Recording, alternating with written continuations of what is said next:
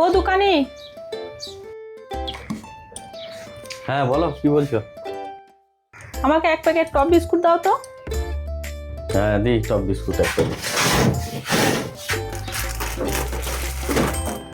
এই যে, আর কি লাগবে? একটা কলগেট মাজন দাও। কোলগেট মাজন একটা। আর কি বলো? এক প্যাকেট মুড়ি। মুড়ি এক প্যাকেট। এই যে এক প্যাকেট মুড়ি। আর কি লাগবে? 2 প্যাকেট সয়াবিন দাও। সোয়াবিন। এই যে ফরচুন সোয়াবিন 2 প্যাকেট। আর কি বলো? আর কিছু নয়, হিসাব করো। আচ্ছা, তোমার হচ্ছে মুড়ি এক প্যাকেট, আচ্ছা একটা কোলগেট, একটা টপ বিস্কুট আর 2 প্যাকেট সোয়াবিন। তোমার 178 টাকা হচ্ছে। বলছি এই কোটা বাকি থাকুক, খাতায় লিখে রাখো। খাতায় লিখতে হবে? পয়সাটা দিলে ভালো হতো না? আমার কাছে এখন নেই, আমি 2 দিন পর এসে দিয়ে যাব। 2 দিন পর? বেশ ঠিক আছে, দিয়ে যাওয়া যেন 2 দিন পর। হ্যাঁ হ্যাঁ হ্যাঁ, আমি 2 দিন পর দিয়ে যাব, ঠিক দিয়ে যাব। বেশ ঠিক আছে। তুমি যে একে ধার দিলে, তুমি কি একে চেনো?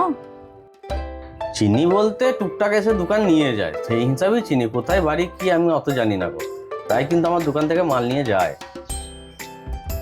তুমি তো ওকে চেনো না, জানো না, ধার দিয়ে দিচ্ছ। ও যদি পরে আর পয়সা না দেয় তখন? দেখো, ধার দেওয়া দেইটা কাস্টমারের সঙ্গে একটা বিশ্বাসের ব্যাপার। আমরা ধারটা বিশ্বাসের ওপরেই দিই। চেনা পরিচিত মানুষও এরকম আছে, ধার নিয়ে দীর্ঘদিন পয়সা দেয় না। আর কি করা যাবে? আর এইসব ব্যবসা মানেই ধার, ধার দিতে হবে, না হলে আমাদের খদ্দের হবে না গো। এই ব্যাপার আর কি। হ্যাঁ সে ঠিক আছে, কিন্তু দেখো এখন সে ছোটোখাটো ধার নিচ্ছে, ধার মিটিয়েও দিচ্ছে, কিন্তু আবার সে এরকমভাবে তোমার বিশ্বাসটা অর্জন করে নিচ্ছে। কিন্তু একদিন দেখবে সে বড়সড় ধার নিয়েছে আর তার পাত্তা পাচ্ছ না। এই জন্যই বলছি, বেশি কাউকে ধার দিও না, না জেনে শুনে ধার দেওয়া উচিত নাই। হ্যাঁ, তোমার কথাটাও ভেবে দেখার বিষয় আছে।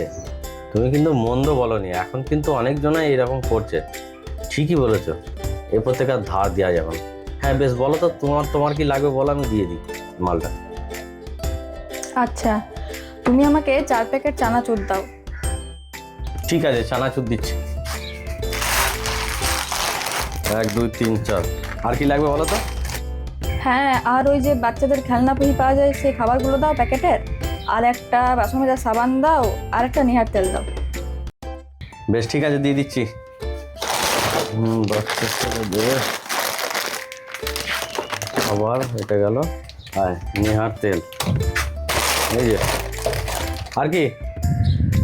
এই তো সব মালকোটা দিয়েও দিয়েছে, আবার একে আমি ধারের নিয়ে অনেক জ্ঞানও দিয়ে ফেললাম। আমিও তো ধার নিতাম, এবার কি হবে? ফোন আসছে মনে হয় একটা।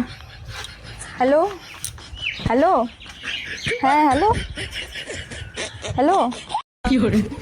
ফোন এসছে, ফোন করতে গেল মনে হয়। Hello hello. যাক বাবা, বাঁচলাম। কী জন্য যে ওকে বক্তৃতা দিতে গেছিলাম কে জানে। আমি যদি বক্তৃতা না দিতাম তাহলে ধারের মাল কটা অন্তত আমি পেতাম। ভাগ্যে সেই ফোনের বুদ্ধিটা এলো। আমি যদি নিজে আবার ধারের এত ভাষণ দিই, আবার যদি আমি নিজেই ধার চাইতাম, তাহলে তো মান সম্মানের ব্যাপার ছিল। যাই বাবা, তাড়াতাড়ি পালিয়ে যাই, নইলে আমার মান সম্মান শেষ হয়ে যাবে।